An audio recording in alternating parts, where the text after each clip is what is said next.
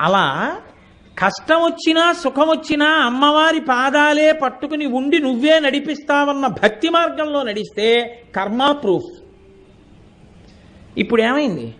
అమ్మవారు మిమ్మల్ని చూసుకుంటుంది.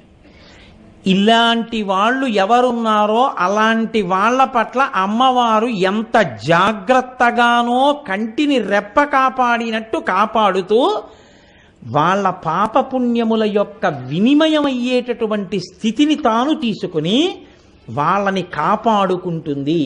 దానికి వాంఛితార్థప్రదాయిని అని పేరు. ఇప్పుడు వాంఛితార్థప్రదాయిని అంటే మేము అడిగాను నువ్వు ఇవ్వలేదనకూడదు, నువ్వు అలా ఉన్నావా, నువ్వు అలా ఉంటే ఆవిడ ఇవ్వడానికి సిద్ధంగా ఉంది. నువ్వు మారవలసినటువంటి స్థితిని ఆ నామం చెప్తుంది. మనసులో ఏ మార్పు రావాలో చెప్పే నామం వాంఛితార్థప్రదాయిని. కాబట్టి అంత గొప్ప నామాన్ని, ఆ నామ వ్యాఖ్యానాన్ని మనం శ్రవణం